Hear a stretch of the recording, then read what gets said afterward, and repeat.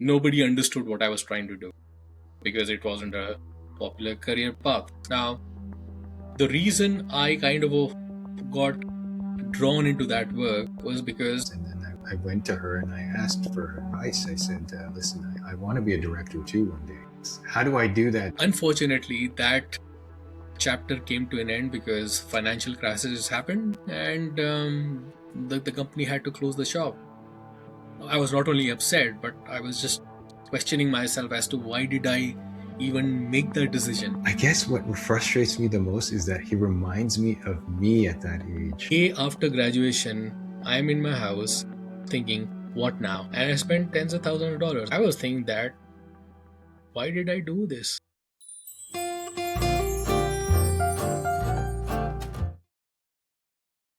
Ladies and gentlemen, welcome to the Making Your Mark podcast. I am your host, Mark Bundang, and today, as usual, I have a very special guest. His name is Tarun Kohli. Hi, Tarun. Hey, Mark, nice to be here. Good. Everything is going well for you on this Sunday morning or afternoon? Yeah, I mean, everything has been good. Just a few words before I kind of introduce or let Tarun kind of take the floor here.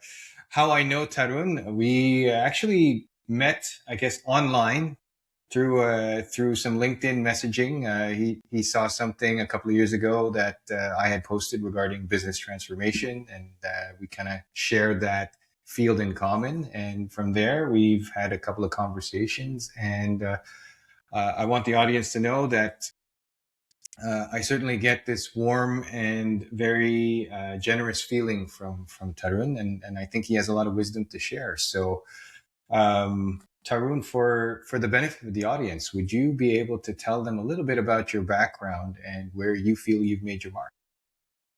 Now, I'm glad to be here, Mark. And fact of the matter is, um, when we talk about some of the platforms like LinkedIn, right? Sometimes they are very transactional, but every now and then you come across people that you can connect with, right? You understand their journey and you're able to see how their life has played out in, and especially their career. And with you, I think the connection was instantaneous. We've not just, I don't think we've talked much about work, but life in general and our life journeys. So it's been fun. But in terms of who I am, I'm just another guy. I mean, I was born in a small town in India, and my dad had a sales job, so we kept moving around. But when I grew up, work took me to several countries in Europe, and I've lived in Europe in some of the countries and had the opportunity to learn so much about the world because different cultures, different people, different things. So I had a great experience over the last few years before my wife and I decide that we want to settle in Canada. I mean, in terms of work, I have a background in tech. I've spent number of years at IBM, then moved to the business side of things, wherein I did work in innovation, transformation, and strategy. Um, got several degrees. I mean, my culture, you need to get degrees, otherwise you're not successful. Even though you're doubting what the degrees are for, but yeah, I mean, I have degrees in science, I have an MBA, and I have executive education in strategy and innovation from Harvard and Penn.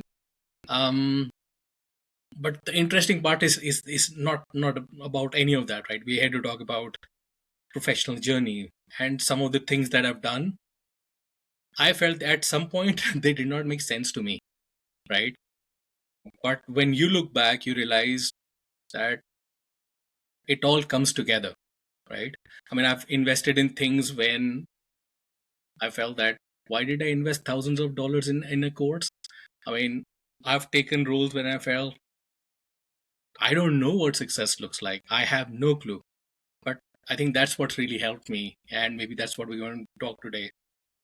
What my zone is, the thing, that I really enjoy. I mean, when you say making the mark, I would say discovering my mark is I'm drawn to situations where the problems are not clear. Ambiguity is something I really thrive, and something that I know you enjoy as well. Not been done before. Oh my god, I just love those situations. And something that I picked up a phrase is, one of my mentors told me, you are one of those who likes to build the plane while flying it. So I think that pretty much summarizes the kind of personality I am, and I'm happy to share some of those experiences with anybody who's listening today. Ah. Well, thank you very much for that one, Tarun. I can appreciate what you mentioned in terms of looking to solve problems, not having the answers, right? Like not having it mapped out, not knowing, and certainly for me in my own journey, I've learned that what do you call this? There's a saying, courage is not the absence of fear; it's moving forward in spite of the fear, right? Yeah, So I've learned that when you fear the unknown, just step forward anyway with making decisions and actions that are aligned with your values, and then the rest will take care of itself. You know what, Tarun? One of the things that I wanted to, and this is a good segue. It's because I didn't have that wisdom before. Like the fear of not knowing, moving forward anyway. And I'm sure that's shared by a lot of people who are early in their career or quite young, who don't have the experience. For you, when you started out, can you talk a little bit about like, I guess maybe when you had to decide where you were going to go, like what were some of the influences or some of the environments that you had to deal with? you're taking me back to a time when I actually had to trust my own belief and some of the decisions that I was making. I mean, I started around 2000s, around the time when there was this fear around Y2K, the bug that world will come to an end, right? And some of us who are who were not even born, maybe it's something they would have to Google. But that said, for me, when I started my career, in my community, there were only few career choices that most people had. Either you become a doctor, you become a lawyer, or an engineer. You know, I was no good for any of those, right? To add to that, around that time, everybody was trying to pursue careers in software. I tried my hand at coding. I sucked. I was really, really bad, right? And I had no choice. But while in the process of discovering software, I realized that I had curiosity around how do the computers really work that allow people to actually code. And that drew me to hardware as a topic. And I did some formal education around computer hardware. Um, Now, it was going against the grain of what everybody was saying. First of all, nobody understood what I was trying to do because it wasn't a popular career path.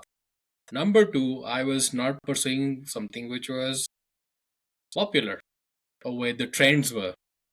Now, I had no choice but, to get my parents on board and say, my heart is in this. I don't know where that leads me, but that's what I really want to do. And little did I know that curiosity, that following through with what really, resonated with me, got me my job at IBM. So I feel that sometimes doing the unpopular, while it still is of interest to you, where that ignites passion, is the place where you can actually get good at doing something, because that's where you will have your heart follow it. Mm-hmm. It's interesting because there's some people are in some cultures, right? Like they're groomed to be like a doctor, right? So they go Yeah. through university, they go through med school, and then they become a resident, and then they're like, I don't want to do this. And that's a heck of a lot of investment before you turn around and say like, I got to do something else, but you seem to have I guess the not only the wisdom to do it, but also the courage to do it early. And honestly, it wasn't wisdom. I mean, it's not that I did not try, right? In terms of pursuing my path as wanting to be an engineer, I gave it fair chance, but I took the decision fairly early and saying that if I were to persist with it, I'm not truly enjoying it. And I had to be honest with my family because I was still very young. And honestly, when you're young, you look up to your parents for counsel and guidance in terms of some of your choices. I was lucky that my family was understanding. They were supportive of the idea. It was unconventional, but in the end, it was my decision and my life choice. And good or bad, I had to live with it. I can only speak for myself. When I was younger as well, I did a science degree in chemistry when I was in my undergrad, and then I graduated. I did one semester of a master's in chemistry. It fell apart, and I realized I don't want to do this, you know. And then I spent the next 6 years trying to figure out what do I do, and then trying to land that what do I do. And I'm glad I wouldn't change a thing, you know, because I learned a lot.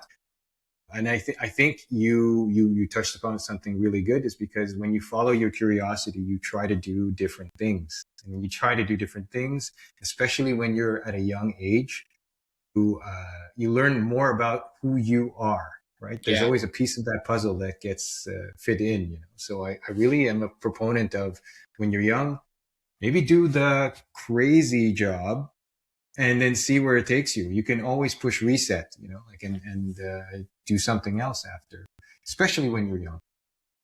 So, if I remember correctly, you landed a job at IBM, and you also spoke to something about how hardware, not software, yeah, uh, piqued your curiosity. Can you tell us a little bit about that?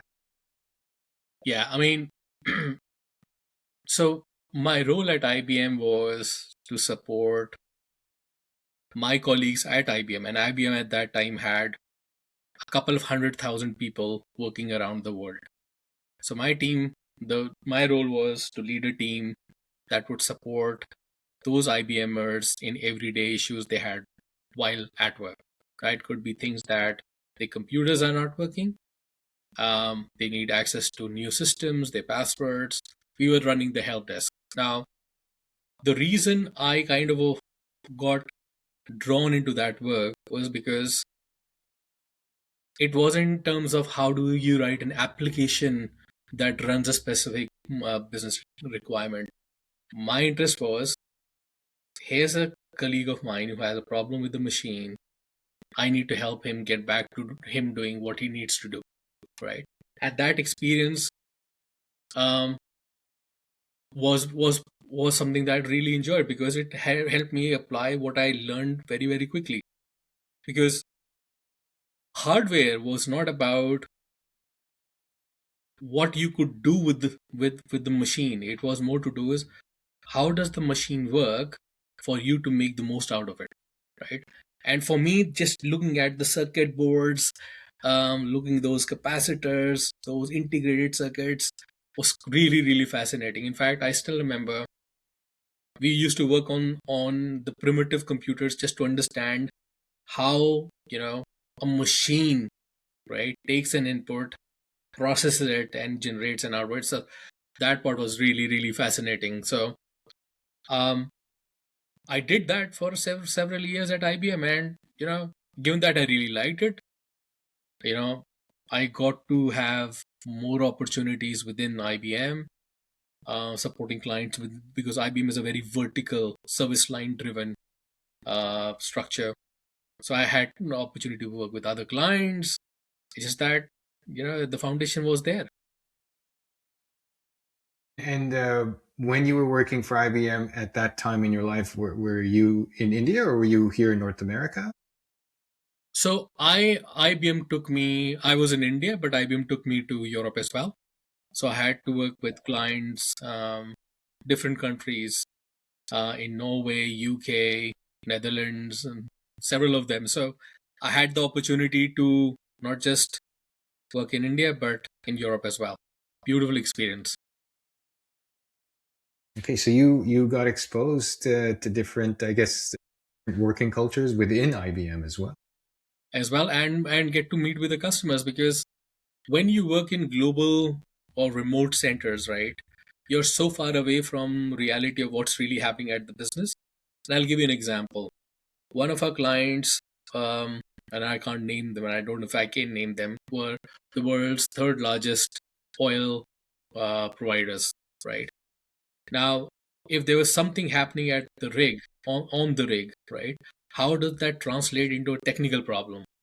Now, somebody who's offshore will not understand the severity or criticality of that incident. But if you understand the business, then you can understand that a password reset for somebody who's in the office versus somebody who's at the rig are two very, very different incidents. The ticket may not say it. It's just that you get the business context. So it's not just working with colleagues in IBM, but in those geographies, but at the same time, being closer to the client and understand what is the real impact of what you're doing, not just what you're doing. It was great fun. Okay. Yeah. Oh my goodness. Yeah, it sounds like a rich experience early on. Oh yeah. I mean, I got really lucky, and the funny story is, um, when I got those opportunities, I asked my manager that I wasn't clearly the most qualified person in the room. I was the only one who was willing to say yes to not being done before. So when I got the opportunity, when I had settled the IBM's internal help desk, um, I was doing okay. I got promotion as well. I got a senior manager role. But here comes a situation where IBM had a client that was a little complicated in terms of not their whole setup, but in terms of some of their requirements. And nobody was seemingly raising their hand, and I had this brash attitude. I'm sure we can figure it out. And I would raise my hand, and I got so many opportunities just like that. So it wasn't that I was the smartest, just that I was the one who was most curious. Curiosity. Okay. Well, it's interesting. So your motivation to tackle a problem was curiosity. Was there a bit of knowing that if you tackle this problem, something else will come up, like more opportunities will come up? Yeah, I mean, honestly, for me, I had some great mentors at IBM, right? And they realized for me, I was driven more by solving more problems rather than having greater responsibility doing the same. So what worked for me is that I could accumulate in a very, very short time, over 5 years, significantly unique experiences, right? Because some of my mentors picked up that was the trait that was driving me, and I was never motivated to say, okay, I'm now a senior manager, I want to be a director. For me, great work was the only thing, was the only driving force, and I kept getting more of those, and eventually I got to a point where I said that we've got enough of these in a basket, now I need somebody to oversee them. Then I eventually got my promotion, which was to you. It's just that I was never driven by promotion. I was driven by give me exciting work.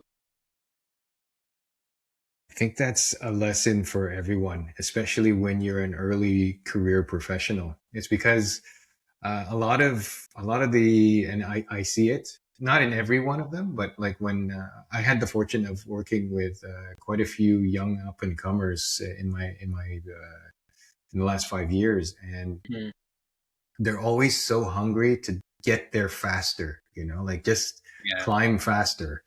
And what they really should be doing, and I am a proponent of this as well, is they should be just trying to take whatever they can get to expand their experience. yeah, Whatever's in front of them, not necessarily what's above them, but what's in front of them, you know? yeah, And like, oh, I've never given a presentation to a customer. Well, okay, here, like this is how you do it. Like I can give you a few tips. I've been there, but you know what? Go in, and the worst you can do is, well, actually, there are some things you shouldn't do with a customer, but I mean, like there's wiggle room. You can recover, like, and you can learn, and then you can get better, and then you can always go to a customer. But what's interesting? One of my early career experiences was like I was a customer facing project manager, but I'm an mhm, introvert by nature. So the president at the time was also the sales manager at the time. She says, listen, whatever customer you have, even if it's not your fault and something goes awry, apologize big and recover quickly.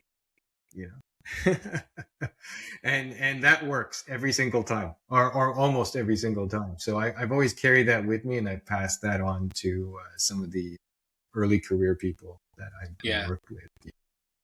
No, I think you're right. I mean, the two things that you said were very, very interesting in terms of people not looking what it's in front of them, but what's not available to them, right? It could be an aspirational situation. I think it stems from a life philosophy is that if you focus on what you don't have, right, you will never have what you want. Basically, what it means is if you are not happy with your choices in the present, how can you be so sure that you'll be happy with what you achieve in future? Because for all you know, by that time things would change and you would want something else. So you've got to be happy with what you have. And in terms of what people could do, I think one thing that I've led teams, and one thing that I've consistently told my teams is that you don't need somebody to tell you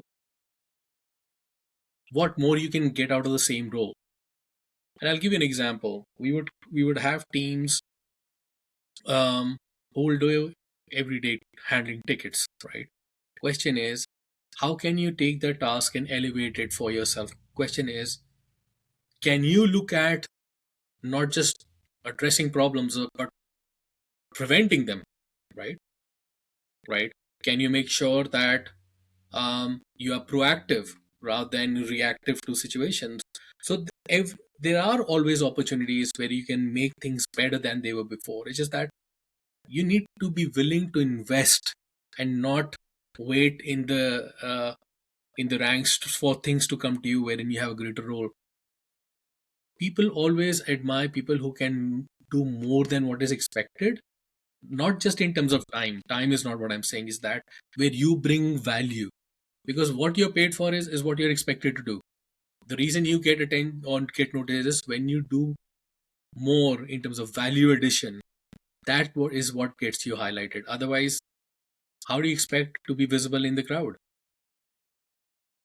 Yeah, yeah, yeah. A variation of that, I can remember when I started out my business transformation career. So back in 2014, I was working late one day, and one of the directors on the management committee happened to be there in the office. And then I went to her and I asked for her advice. I said, listen, I want to be a director too one day.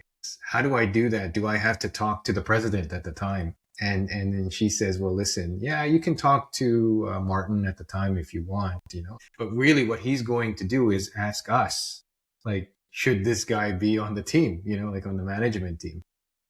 So you really kind of have to do the job before you actually get the title of that job. So you have to lead. You have to show ways that you're leading, or like what you said, add value, outside of what you already are expected to do.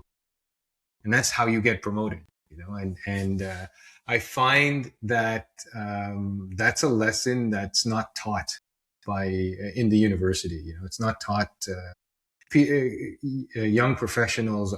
The sooner that they learn it, and this is, I guess, where mentors come in, if you can get one. As soon as you learn it, then you start accelerating. You spot on. You spot on. Um, and the importance of mentors is so immense that sometimes one of the things that I tell people is that it doesn't have to be your manager, right? It could be anyone who you think can add value to your experience, right? In fact, I had a very recent conversation with someone who was appointed as a global head of customer operations, fairly large organization. And given he was part of my team, he and I were chatting the other day, and he asked me, okay, I'm starting my role. Any tip? Do you have any suggestions in terms of how I could ensure my first 30, 60, 90 days go well? I said that first of all, I mean, other than things that listen to your customer, know your customer, listen to your customer, all those important things. And I don't think we have time for that. But one of the things that I told him was, as he settles in his new role, find not just who are who are his promoters, but who are detractors, but within the promoters, who can be his mentors, people who are seeing you successful, right? You have to be able to spot them very, very quickly, because those are the people who will be brutally honest with you when you are not on the path, or when it's dark, and they will show you the light. So you need to find those mentors very, very quickly. And you're right. We take up new roles, new responsibility, but nobody tells you how to be successful in those. And Mm, mentors play an incredibly important role. And those can come in various shapes and sizes and various places. mm, mm. Wow. The more you and I talk, the more I realize how similar we are. I have been telling you from day one. It's just it's, life has a it's so funny way true. of showing us that two peas in a pod. Maybe one day, if we manage to cross paths in the professional world, That'd be fun. It'd be fun. perfect. I want to ask you something. So you've been there. You mentioned that you were there for 5 years at IBM, and this was kind of early in your career. Where did life take you after those 5 years? Yeah, I mean, my curiosity got the better of me. Let's say that. Um, at the time I at IBM, I was doing reasonably well. I did talk about that. I had the opportunity to take on at higher responsibility, bigger teams, greater span of control. But as I said, curiosity took the better of me, wherein I was watching a business channel Sunday afternoon. Right, had my lunch, just lounging in my living room, and I saw two of these guys talking about disruptive innovation. Now, in IBM, we talked about compliance, continual improvement, business excellence, and I did not have much exposure to innovation, right? And here these two gentlemen talking about how can you build the muscle to create radical innovation in anywhere, be it in the processes, the products, or any other aspect of business. Now that got me very, very curious. I thought it was interesting. So what I did was I quickly wrote them an email. I figured out who they were based on what I picked up from that brief interview, and I wrote to them. Now that email triggered a conversation, and eventually that led to an offer. Now I was doing reasonably well at IBM, and if I had stayed on, I would have had another significant jump or opportunity to work in one of the global offices, right? Now that was a path that was known to me, right? But some people have this itch. I had Hmm. that itch that this is something I don't know about. Um, and let me see if I can explore. So I committed, and I did well. In fact, I've got from some recommendations on LinkedIn from one of my managers then, in terms of how somebody who had no background in innovation, how I was able to work with you know conglomerates across different sectors, helping them and their teams drive the culture of innovation. Unfortunately, that chapter came to an end because financial crisis happened, and companies across the world um, were suffering, and the company had to close the shop. Now, it was a very, very difficult time, to be really honest, right? And I was not only upset, but I was just questioning myself as to why did I even make that decision.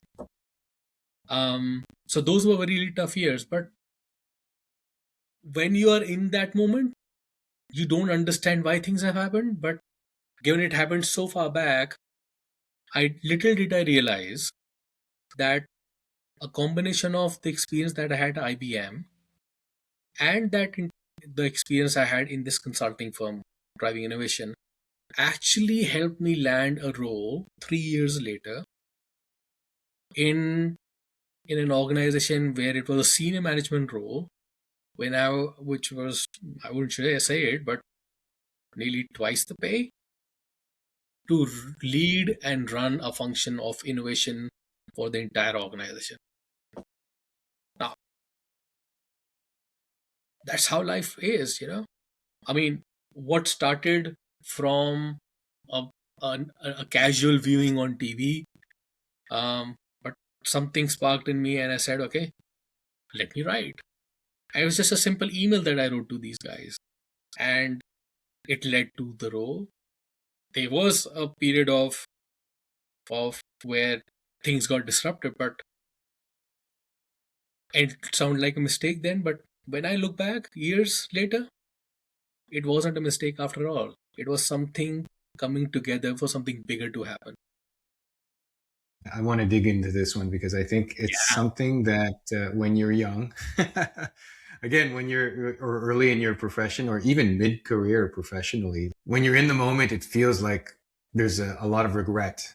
You're like, why did I do this? I want to explore a little bit of the why, like that moment for you. What was that? What was that like for you? How was life for you? Like what kind of questions were going through your head? Yeah. I mean, when I go back to that time, um, it wasn't making sense, to be honest, as to why did it happen. And it's pretty natural, right? Every time you take a decision that doesn't play out the way you want in life, you tend to question the rationale, right, of why it was taken in the first place. So I was pretty much in the dumps because I was still young, right, and did not have perspective or the experience to be able to look it over a period of time. So I was quite distraught. In fact, um, I actually spoke to some of my mentors um, who are still at IBM, to talk to them about what had played out. Um, they were kind enough to say that, and maybe that's experience. They told me that those years that you invested in that innovation role would not go waste. It's that it may not make sense. So it was quite difficult, and I think that's learning that you take from that experience, that in the moment, if you something doesn't feel right, but you invested in it with the right intention, just let it play out. It will make sense in the longer run. Mm, mm, mm, mm. It reminds me of a saying by Soren Kierkegaard. He said, life can only be understood backwards, but it must be lived forwards." Yeah. And I recently discovered the quote, and I realized how relevant that is, especially at this time in my life, because I, as I look towards what will be my next arc of my career, I look backwards, right? So I have to do my resume. I have to update the LinkedIn, and it causes, it's forcing me to kind of look back and what's the narrative around um, my career in the past. And I really noticed that at some points where I thought I had those moments like that you're talking about, Tarun, at the time I was really distraught. I was discouraged. Uh, I don't know if, like, why did I say those things to that employer at that time? Why Yeah. did I leave this job? Why did I, like, why did I mess that up? And and then when I realized it, when you look back with the lens of someone who's been, I guess, at this stage in my career, like, I look back with the lens and I say, well, I did the best I could. Like you said, I love the word that you use. You said intent. Like I didn't intend to go in there and then like say things that would be, maybe potentially damaging to my career, or I didn't want that. I thought I was being helpful, or I was trying to stand by an opinion that I felt was right at the time, like that the other people, when they receive it, they Yeah. don't interpret it the same way, So I can understand, I mean, there are consequences, which it goes back to what you had said earlier. And this is what resonates with me is when you make decisions, career decisions like these, pivot decisions like these, you don't take it without saying, I'll take whatever the consequence is of those decisions. I'll be able to live with it, even if it doesn't come out the way I had intended, Yeah. you know? In fact, just it kind of reminded me the exact conversation I had with my mentor.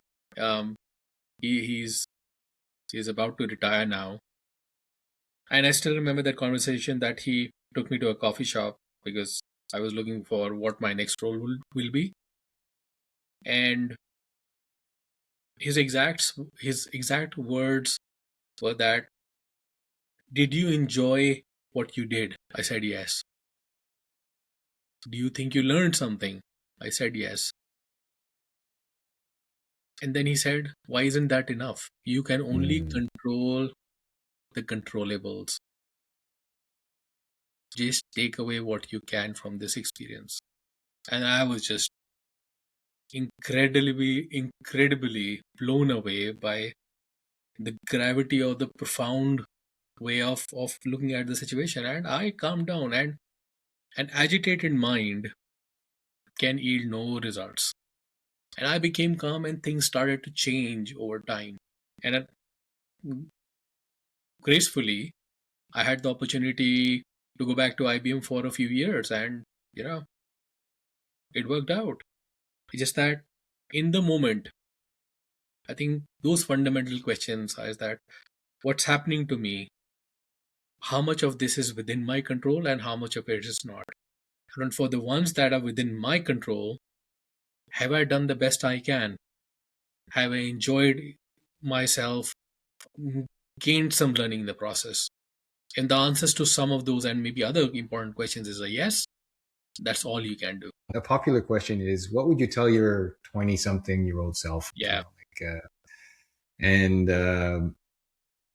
this is exactly like this conversation we're having is exactly what I would tell my 23-year-old self. But he Yeah. wouldn't believe me. He wouldn't understand it. He wouldn't be able to receive it. He'd only know in time that, oh, yeah, what that guy said made sense. Yeah. We may be taking a slight deviation from the conversation, but there was this very interesting article that I was reading the other day. It's about a father and a son conversation, right? When your when your kid is young, right?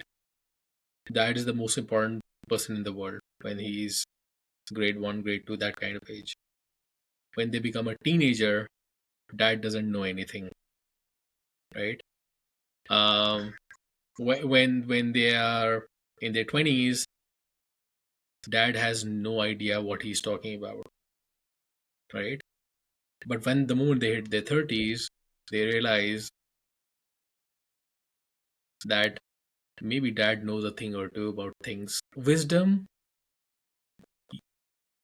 needs years, it needs experience. Knowledge can be fast tracked, but wisdom can't be. I don't know if we can expect uh, inexperienced early professionals or career professionals to understand that nuance between knowledge and wisdom. Yeah. Some are more proficient at it than others in terms of like they're wise enough to appreciate that, maybe get a mentor quickly and then be open to whatever feedback they give. But I was not. Like I can tell you right now, like when I was 23, I thought I knew everything. I thought I was right and everyone else was wrong. And I wasn't afraid to tell them. And I'm not ashamed to tell you right now that I've had consequences because of that, right? I've either been fired or forced out, or I never got promoted. Like early on in my career because I paid the price for not heeding the words of wise people or being open to it, and just kind of being, I guess, arrogant is probably the right word. Yeah. 20 something Mark is arrogant. Smart guy, and he works hard, but, like not easy to work with, I think. Yeah. And I think at that time, that's where the experience of your mentors and leaders would have been very, very important. Is because they need to recognize the passion and drive for youth is one side of the coin. The other side of the coin is brash and arrogance. They have to recognize and take it with a grain of salt, and it's okay. It's part of their learning curve. Question is, how do you give them direction? And that's where mentors play such an important role. They help what you see as your limitations, or things that appear to others as detracting, are the ones that can be carved into something more meaningful that could help you. And that's where we keep going back to the point that why mentors are so important. Mm. Oh my God. I think I'll go down the rabbit hole a little bit further too, because this is kind of therapeutic for me. It's, I had in the last 5 years, one of the things that I tried to do at the company I was at Dura, is we hired a lot of young early career professionals, and one of them, Hmm. a very smart guy, really smart guy, very talented when it comes to interpersonal interactions, but he could not listen to me at times. He just didn't want to take it, and Wow. I sometimes I would pull my hair out, but I remember telling the president of my experience at the time, and I said, "But you know what? I guess what frustrates me the most is that he reminds me of me at that age. I think the minute that he starts opening his heart and his mind to being exposed to the wisdom that other people have, um, and not be afraid to be proven wrong, or to have a disagreement, that person is going to take off. Yeah. So anyway, just a side note, I guess, because Well, this conversation is bringing that out of me. I hear your point in terms of you know how we get drawn or disturbed by people who are a reflection of us. I mean, I still remember when I was hiring, and this is maybe a decade ago. I was building a center of excellence for AI, and I was building that when not many people were thinking about it. But anyways, so I was hiring this person, and I was doing the interview, and typically you have the resume. And those days we were not doing uh, over the video call; we were doing in person. So I have this person. Imagine a big meeting room, and there's this person sitting across the room. I look at his resume, and I see he's worked in 5 places for no more than 9 months in every place. Now, my reportee, who's the manager to whom this person would eventually report, um, he and I were interviewing the person together. He saw the resume, um, and we looked at him and said that what would be an unusual thing to ask you when we look at the resume. He told me that us not asking him why I jumped after every few months. And we asked him, okay, what would be one thing that we would not ask you that would be departure from every interview that you've had? The same response. What's wrong with you that you keep jumping after a few months? And we eventually ended up hiring that person. And the reason we hired him was is that between me and my team manager, we were the same people. We were the people who were always encouraging people to be curious, and it's okay to fail and move on. And that's what we saw in that person. So it's and if that person was in front of any other people, chances of him landing that role would have been very, very limited. But given that we were seeing in him the reflection of our life choices, we were drawn to him and we hired him. Other than the fact that he was brilliant and he's doing exceptionally well right now in his career. So Strange. satisfying to hear. That is so satisfying. That's how life. I wanted to ask you, Tarun, like Mm. this thing about curiosity and jumping in, even if you don't have the answer. Do you have a recent experience you want to share with us? Well, there are quite a few. Um, but the one that comes to mind is, yeah, let me take you back to a time. I think it was after COVID. Um, I was a young father, and around that time there were a lot of noise in Europe around sustainable development goals, sustainability, ESG, all these topics. Now, as a father, you know, I was always thinking that we need to look at businesses to be more responsible, and not it cannot just be about uh, incomes and profits, right? It has to be something more. So I was internally feeling that, right? But fact of the matter is, um, I wanted to learn about the subject, but fact of the matter, it would have cost me thousands of dollars because education is not easy. It does cost. To compound, my job didn't require it, right? And it wasn't as if um, it was something that everybody has said, oh, hey, based on your career, if you do this course, you'll just take off. So it had nothing of those things. But I was so driven by the fact that organizations can be not just can be both, right? Driven by income, but equally by impact as well, right? And from me, the way I processed it was in my role as somebody who's leading transformations. How do you support an organization to achieve both? And I took up that course in, I think it was 2023, from University of Toronto. So it was a course that lasts for about 16 months. I would work with colleagues in a cohort of about 45 people.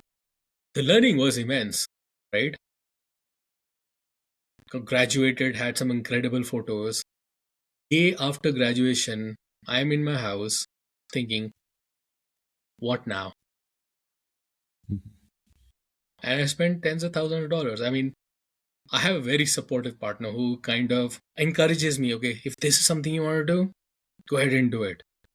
But I was thinking that, why did I do this? And they were between 2023 and until last year, there was nothing there. But fast forward summer of 2025, I'm in this new role in this PE funded firm. And one of the key deliverables was develop a sustainability roadmap of 3 years.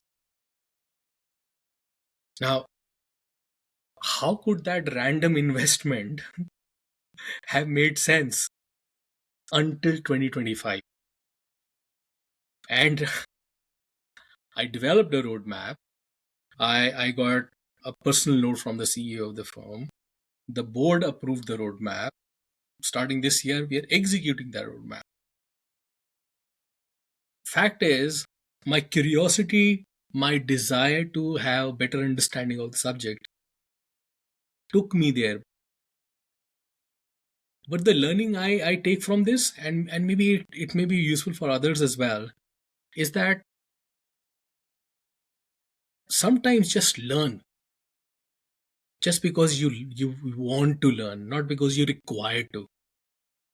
If there's something that excites you, just invest in yourself, invest in time to pick up new knowledge, new skills. It may not make sense then, but when the opportunity comes, you're already prepared for it. Learning will never go waste. to be honest. So follow where your heart takes you. Invest. And I felt this was so surreal because 3 years later, it just played out. I really kind of relate to myself is the learning, not necessarily because there's an end goal clear in your mind, but because to learn, and it's something interesting, something passionate, something that may eventually benefit you. That's a lot of money to spend on a course. $10,000 is a lot of money of your own money, right? Oh, yeah. You're talking about something that's pure curiosity. You took it, you spent a significant amount of money on it, Yeah. and then somehow it benefited you. That's incredible. I mean, it's strange that things that happen in your life in that moment, and it could be anything, right? It could be experiences, it could be learnings, it could be anything. They don't reveal the true meaning then, the purpose then. You need to allow it. The only thing you can do is invest and take away your experiences in the process. Because in the end, that's the end game. I mean, we can talk about careers, right? But we cannot just forget that we are living while in the process of building them. It's all about gaining experiences. It's very profound. We are living while we are building those careers. We forget that. Yeah. Fact of the matter is, my motivation to be here with you was having these conversations, right?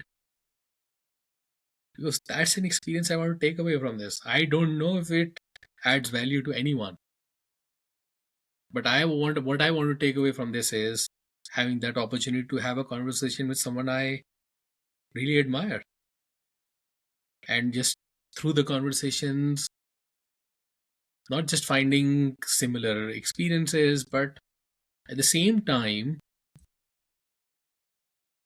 reminding ourselves what we are truly here for. It was a very interesting thing that I don't watch Instagram too much, but my wife has a knack of sending me the ones that she thinks that I would like, and she seems sent me something. I think it was yesterday, wherein this guy talks about that in 100 years nobody will remember our names. I mean, how many of us are even aware of what our great great grandfather, who they were and what they did? The house we hold on to so much, somebody else will be living in it. The cars we really rave about, they would be somewhere in the scrapyard or they will get recycled. Why get attached to any of those things?